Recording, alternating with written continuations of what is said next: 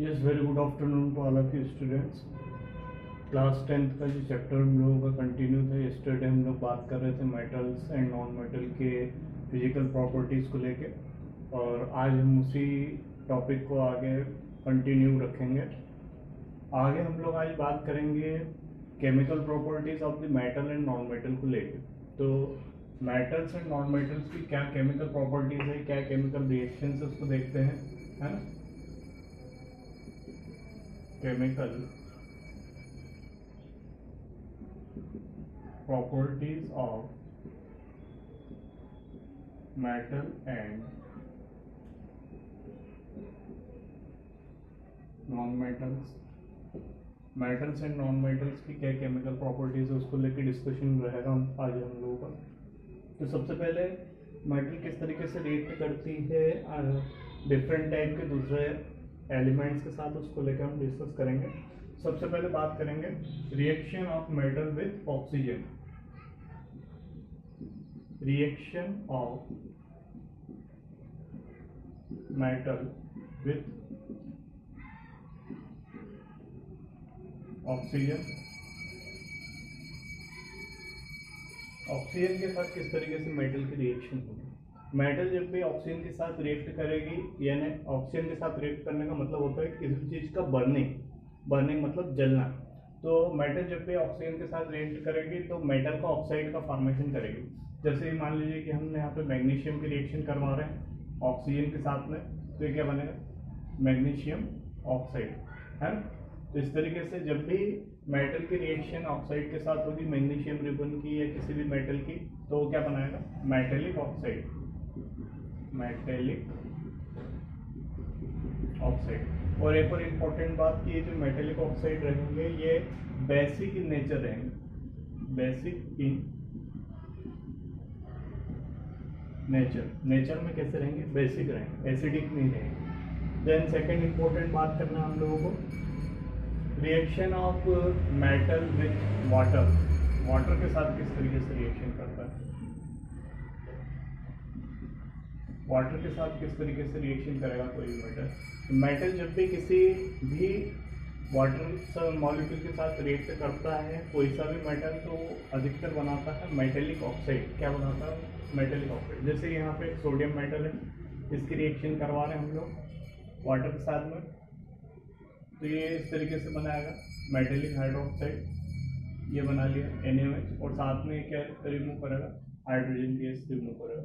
इसका बैलेंसिंग कर लें, यदि इसको 2 कर ले, इसको 2 या 4 कर ले, तो 2NaOH 2 हाइड्रोजन। तो मेटल की रिएक्शन जब भी वाटर मॉलिक्यूल के साथ होगी तो वो क्या रिमूव करवाएगा, hydrogen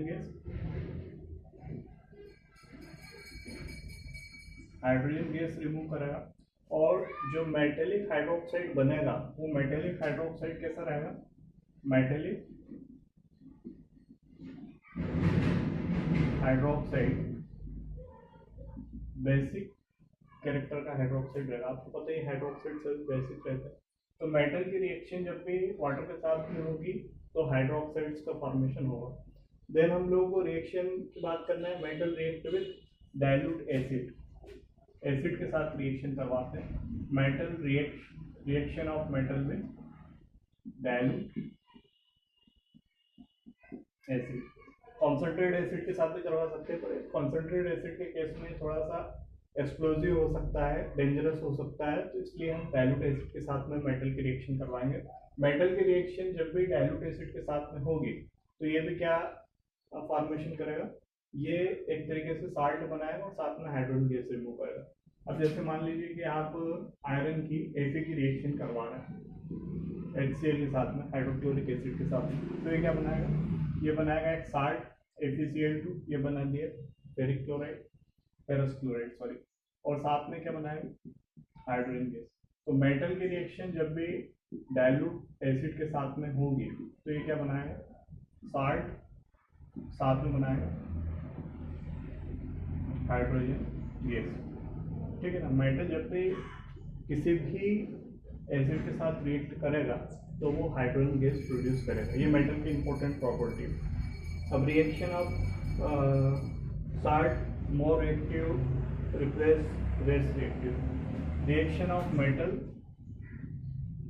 with salt solution. Metal की साल्ट सॉल्यूशन के साथ क्या रिएक्शन होगी? जब भी आप किसी मेटल को किसी साल्ट सॉल्यूशन से रिएक्ट करवाते हैं तो इसमें क्या होता है कि जो मोर रिएक्टिव एलिमेंट होता है वो लेस रिएक्टिव एलिमेंट को क्या करता है, रिप्लेस करता है। जैसे यहाँ पे मान लीजिए कि एक मेटल है Fe आयरन, और आयरन की रिएक्शन आप एक सॉल्ट सॉल्यूशन से करवा रहे हैं। ये एक सॉल्ट सॉल्यूशन है, कॉपर सल्फेट, एक साल्ट का सॉल्यूशन है। तो अब इसमें क्या होगा कि यहाँ पे Fe जो है वो ज़्यादा रिएक्टिव और कॉपर Cu जो है वो less reactive in the comparison of Fe। तो यहाँ पे क्या होगा कि Fe इसको रिप्लेस करेगा, डिस्प्लेसमेंट रिएक्शन होगी, और ये क्या बनाएगा, ये बनाएगा FeSO4 फेरस सल्फेट, और साथ में कॉपर जो है वो यहाँ पे प्रेसिपिटेट के फॉर्म में अलग हो जाएगा। तो जब भी मेटल की रिएक्शन होगी साल्ट सॉल्यूशन में, तो जो हायर रिएक्टिव एलिमेंट है वो लेस रिएक्टिव एलिमेंट को रिप्लेस कर देगा। अब यहाँ पे रिएक्टिविटी का एक ऑर्डर है जो आप लोग की बुक में भी दिया हुआ है, रिएक्टिविटी ऑर्डर है ना।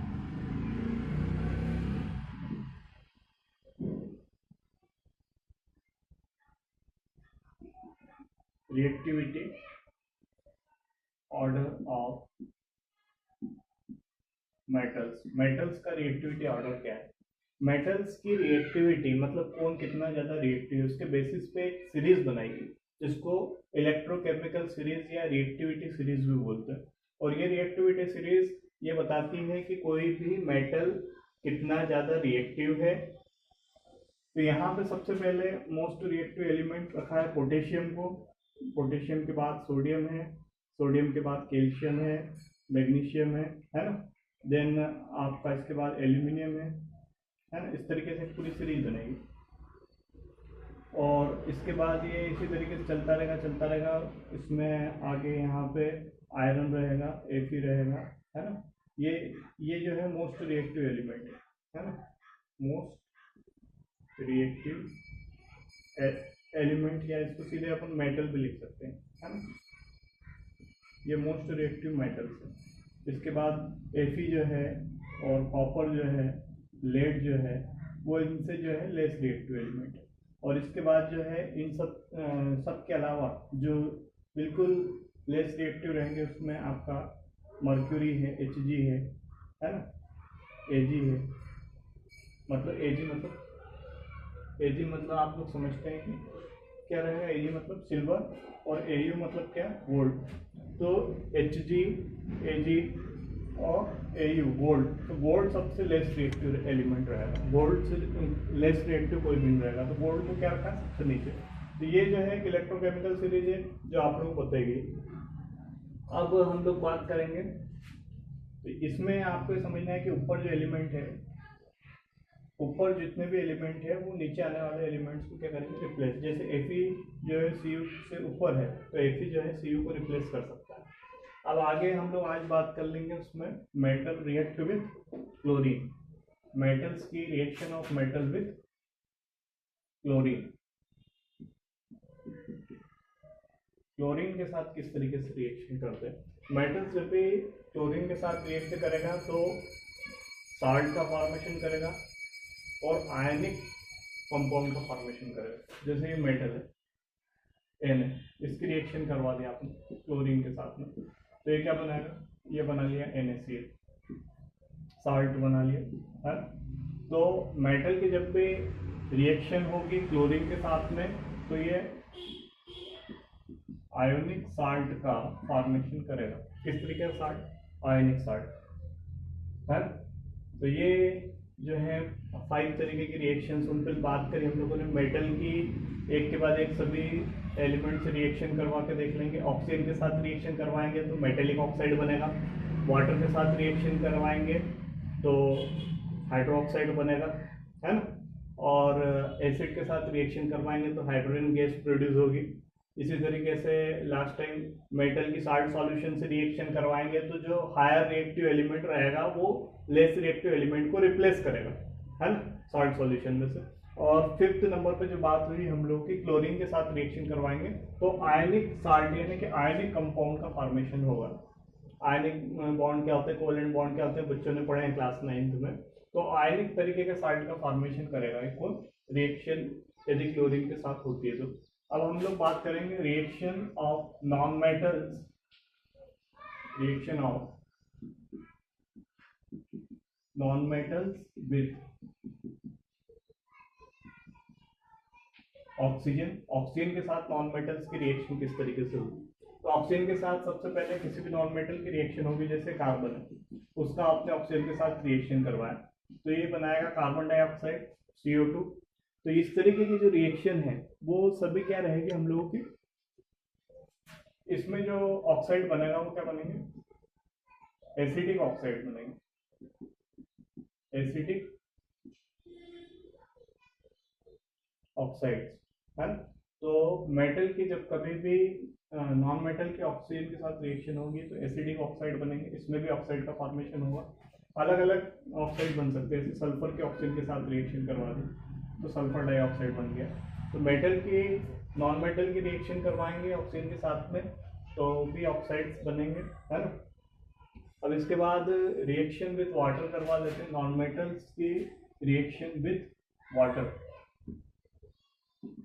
वाटर के साथ किस तरीके से रिएक्शन करेगा, है ना। तो वाटर के साथ जब भी रिएक्शन करेगा नॉन मेटल तो मोस्टली इनकी नो रिएक्शन, मेटल जो नॉन मेटल्स जो हैं वो वाटर के साथ रिएक्ट नहीं करेंगे, क्योंकि आपको पता है कि वाटर में क्या होते हैं, H2 होता है और H2O में क्या बनता है, एक तो H+ बनता है और एक OH- बनता है। तो इस H+ को इलेक्ट्रॉन चाहिए और इलेक्ट्रॉन जो है वो देने का काम कौन नहीं कर सकता, H2O का मॉलिक्यूल नहीं कर सकता, ठीक है ना। और ख़ास तौर पे नॉन मेटल जो है वो इसको H+ को इलेक्ट्रॉन देने का काम नहीं कर सकते, तो इसलिए नो रिएक्शन, कोई भी रिएक्शन नहीं होगी। इसके बाद नॉन मेटल्स की रिएक्शन करवाना है हम लोगों को एसिड के साथ में। एसिड के साथ में नॉन मेटल किस तरीके से रिएक्शन करती है, तो एसिड के साथ भी नॉन मेटल्स की कोई भी रिएक्शन नहीं होगी, कोई भी रिएक्शन नहीं करेंगे, नॉन मेटल्स जो है एसिड के साथ में कोई भी रिएक्शन नहीं करेंगे। उसके बाद यहाँ पे मेटल की रिएक्शन क्लोरीन के साथ करवाएंगे हम लोग, तो metal non metals react with chlorine, chlorine के साथ जब भी रिएक्शन होगी नॉन मेटल्स की तो एक कोवेलेंट कंपाउंड का फॉर्मेशन करेगी। जैसे कार्बन है, आपने इसकी क्लोरीन के साथ रिएक्शन करवा दी तो ये क्या बना लिया, कार्बन टेट्राक्लोराइड। ये किस तरीके का कंपाउंड बनेगा, कोवेलेंट कंपाउंड, उसमें आयनिक कंपाउंड बन रहा था। तो मेटल की रिएक्शन करवाएंगे किसके साथ में, मेरा मतलब नॉन मेटल की रिएक्शन करवाएंगे क्लोरीन के साथ में तो क्या बनेगा, कोवेलेंट टाइप के कंपाउंड बनेंगे, ठीक है ना। और इसी तरीके से metal non metals react with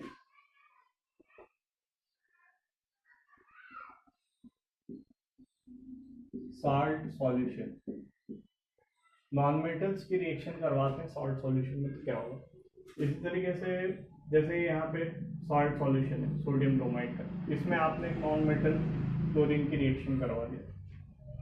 अब क्लोरीन क्या है, जब इसको हम लोग बैलेंस करें तो फिर ये इसको इस तरीके से लिखना पड़ेगा, क्लोरीन भी एक नॉन मेटल है और ये सॉल्ट सॉल्यूशन है, तो इसमें जो मोर रिएक्टिव एलिमेंट रहेगा वो लेस रिएक्टिव एलिमेंट को रिप्लेस करेगा। तो यहाँ पे क्लोरीन जो है मोर रिएक्टिव और वो लेस रिएक्टिव ब्रोमीन को रिप्लेस करेगा, तो यहाँ पे क्या बनेगा, NaCl बनेगा और ब्रोमीन जो है वो फ्री हो जाएगा। तो जो भी हाई रिएक्टिव नॉन मेटल रहेगा वो लेस रिएक्टिव नॉन मेटल को क्या करेगा, रिप्लेस करेगा। अब हम लोगों को केमिकल प्रॉपर्टीज के 5 पॉइंट हैं, वो सभी याद रखना है। क्या क्या है, सबसे पहले रिएक्शन विद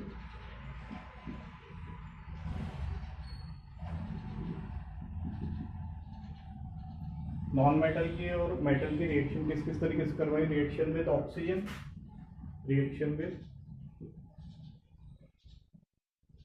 ऑक्सीजन के साथ में रिएक्शन करवाई हम लोगों ने, देन हम लोगों ने रिएक्शन करवाई वाटर के साथ में, है ना, देन हम लोगों ने रिएक्शन करवाई डाइल्यूट एसिड के साथ में, डाइल्यूट एसिड के साथ में, देन रिएक्शन करवाई हम लोगों ने साल्ट सॉल्यूशन में, और देन क्लोरीन के साथ, है ना। साल्ट सॉल्यूशन में रिएक्शन करवाई और देन हम लोगों ने रिएक्शन करवाई क्लोरीन के साथ में। तो ऑक्सीजन के साथ रिएक्शन होगी तो क्या बनाएंगे, मेटल क्या बनाएंगे, मेटल्स क्या बनाएंगे, ऑक्सीजन के साथ रिएक्शन होगी तो मेटेलिक ऑक्साइड्स बनाएंगे। वाटर के साथ रिएक्शन करेंगे तो क्या बनाएंगे, metallic hydro oxide.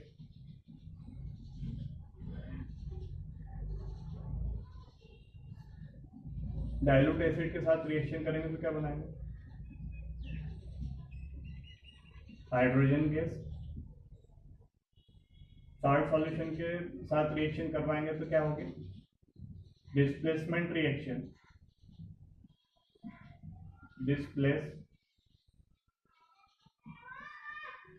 Displacement reaction है। और क्लोरीन के साथ रिएक्शन करवाएंगे तो क्या बनाएंगे, आयनिक कंपाउंड। तो इतनी तरीके की रिएक्शन होगी मेटल के साथ में। नॉन मेटल की बात करें, नॉन मेटल्स की बात करें तो ऑक्सीजन के साथ नॉन मेटल की रिएक्शन होगी तो क्या बनेंगे, एसिडिक ऑक्साइड बनेंगे। वाटर के साथ रिएक्शन तो क्या रहेगा, नो रिएक्शन। वाटर के साथ नॉन मेटल्स की कोई रिएक्शन नहीं होगी। डाइल्यूट एसिड के साथ नो रिएक्शन, कोई भी रिएक्शन नहीं होगी। साल्ट सॉल्यूशन में इसमें भी क्या होगी, डिस्प्लेसमेंट रिएक्शन, यानी कि जो मोर रिएक्टिव नॉन मेटल रहेगा वो लेस रिएक्टिव नॉन मेटल को क्या करेगा, रिप्लेस करेगा। इसी तरीके से क्लोरीन के साथ रिएक्शन होगी तो क्या बनेगा, कोवेलेंट कंपाउंड का फॉर्मेशन होगा। तो ये मेटल और नॉन मेटल का chemical properties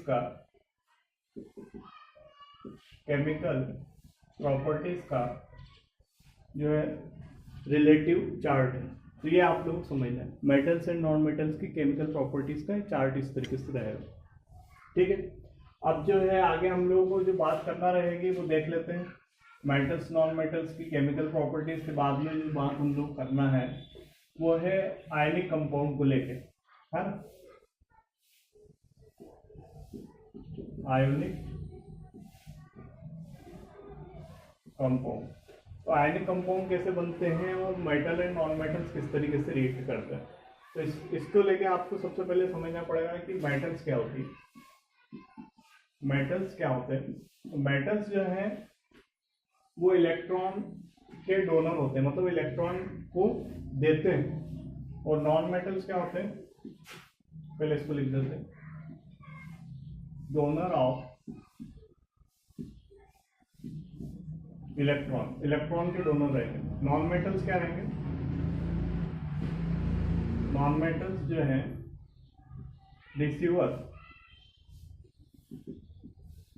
receiver of electron, electron के रिसीवर रहेंगे, इलेक्ट्रॉन को गेन करेंगे। अब जैसे एक एग्जांपल समझते हैं हम लोग, ये यहाँ पे एक मेटल है सोडियम, सोडियम का एटॉमिक नंबर है 11, उसके अकॉर्डिंग इसका जो स्ट्रक्चर बनेगा वो कैसा बनेगा, ऑक्टेट रूल के अकॉर्डिंग ये बनेगा। यहाँ पे फर्स्ट शेल में 2, देन 8 और देन 1, मतलब पहली शेल में 2 है ना, 2 electrons, then 8 electrons, then 1 electron.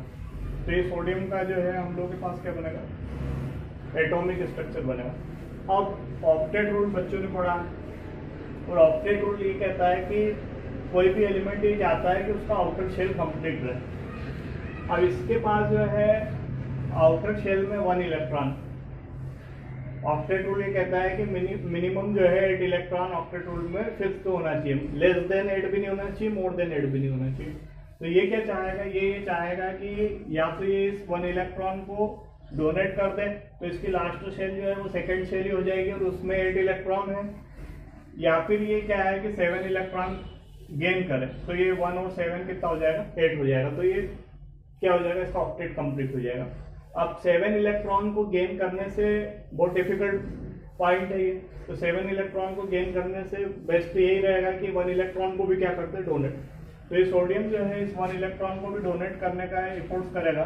तो जब ये 1 इलेक्ट्रॉन को इस तरीके से डोनेट कर देगा तो आप समझते हैं कि सोडियम में आप कितने इलेक्ट्रॉन रह जाएंगे, 10, और उसका स्ट्रक्चर कैसा बन जाएगा, उसका स्ट्रक्चर बन जाएगा 2 और 8, है ना। अब उसका आउटरमोस्ट शेल सेकेंड शेल ही है और उसमें 8 इलेक्ट्रॉन। और ये जो 1 इलेक्ट्रॉन रिमूव हुआ है ये किसके पास जाएगा, क्लोरीन के पास। क्लोरीन का एटॉमिक नंबर कितना है, 17, और क्लोरीन का जो एटॉमिक नंबर 17 है उसके अकॉर्डिंग क्लोरीन का जो स्ट्रक्चर रहेगा वो किस तरीके से रहेगा, क्लोरीन का स्ट्रक्चर इस तरीके से रहेगा, फर्स्ट शेल में 2, देन 8 और देन 7। अब क्लोरीन को जो है उसको भी अपना ऑक्टेट कंप्लीट करना है, पर इसके पास जो है 7 इलेक्ट्रॉन है। या तो ये 7 इलेक्ट्रॉन डोनेट कर दे या 1 इलेक्ट्रॉन गेन कर ले ऑक्टेट रूल के अकॉर्डिंग 8 इलेक्ट्रॉन करने के लिए। तो ये क्या करेगा, ये 1 इलेक्ट्रॉन को ये यहाँ से सोडियम वाला 1 इलेक्ट्रॉन गेन कर लेगा। तो ये क्या बन जाएगा, ये स्ट्रक्चर इस तरीके से बन जाएगी, क्या बन जाएगी ये 2, 8 और 8। मतलब ये 1 इलेक्ट्रॉन ये वाला सोडियम वाला इसने गेन कर लिया, तो ये 7 से कितना हो गया, 8। तो इसका भी ऑक्टेट कंप्लीट हो गया, उसका भी ऑक्टेट कंप्लीट हो गया। तो इस तरीके से दोनों ने अपने ऑक्टेट कंप्लीट करके एक बॉन्ड बनाया सोडियम और क्लोरीन के बिटवीन में, और ये क्या बना, सोडियम क्लोराइड का आयनिक कंपाउंड बना। और इस आयनिक कंपाउंड में सोडियम ने अपना 1 इलेक्ट्रॉन डोनेट किया है, क्लोरीन ने इलेक्ट्रॉन को एक्सेप्ट किया है। तो इस तरीके के इलेक्ट्रॉन की ट्रांसफरिंग से जो बॉन्ड बनता है उसी को बोलते हैं हम लोग क्या, आयोनिक बॉन्ड। क्या बोलते हैं उसको, आयनिक बॉन्ड। तो आयनिक बॉन्ड क्या बनता है, जो इलेक्ट्रॉनों की ट्रांसफरिंग से बनता है, इलेक्ट्रॉन के गेनिंग और डोनेटिंग से बनता है, तो उसको क्या बोलेंगे, आयनिक बॉन्ड। तो ये आयनिक बॉन्ड और ये आयनिक कंपाउंड इस तरीके से इलेक्ट्रॉनों की गेनिंग और रिसीविंग से बनता है, गेनिंग और डोनेटिंग से बनता है। और इसमें मेटल जो होते हैं वो ऑलवेज इलेक्ट्रॉन डोनर होते हैं। मेटल के बारे में एक बात आप कंफर्म रखें कि मेटल ऑलवेज इलेक्ट्रॉन डोनर रहेंगे, नॉन मेटल्स जो है इलेक्ट्रॉन रिसीवर रहेंगे। तो ये जो आयनिक कंपाउंड बन गया है, इस आयनिक कंपाउंड का आगे हम लोगों को देखना है कि किस तरीके से आयनिक कंपाउंड्स की क्या क्या प्रॉपर्टीज रहती है। तो आयनिक कंपाउंड की प्रॉपर्टीज डिस्कस की। एक आयनिक कंपाउंड का एग्जांपल तो बच्चे समझ लिए, NaCl, सोडियम क्लोराइड, जो नमक हम लोग डेली लाइफ में यूज करते हैं। तो बच्चे क्या ऑब्जर्व करते हैं उसको, NaCl को जब भी हम ऑब्जर्व करते हैं तो सबसे पहले उसकी फिजिकल स्टेट की बात करें तो NaCl का फिजिकल स्टेट कैसा रहता है, crystalline solid. Crystalline solid, solid और क्रिस्टलाइन सॉलिड रहेगा, बिल्कुल क्रिस्टल बने हुए रहेंगे, व्हाइट कलर के क्रिस्टलाइन सॉलिड रहता है। तो आयनिक कंपाउंड की फिजिकल स्टेट क्या रहेगी, क्रिस्टलाइन सॉलिड रहेगी। देन सेकंड पॉइंट जो है वो क्या है हम लोगों का, वो है उसकी सॉलिबिलिटी, की कंडक्टिविटी प्रेजेंट करेंगे कि नहीं। तो मोल्टन स्टेट में यानी कि इनको पिघला दें या इनका सॉल्यूशन बना ले, यानी नमक को आपने पानी में घोल दिया और फिर उसमें से उस पानी में से आप इलेक्ट्रिसिटी को पास करवाएंगे तो इलेक्ट्रिसिटी उसमें से पास होगी। तो मोल्टन स्टेट में और सॉल्यूशन स्टेट में कंडक्टिविटी शो करेंगे, ठीक है ना। अब यहाँ पे हम लोग और बात करेंगे जो ओर है उसको लेकर।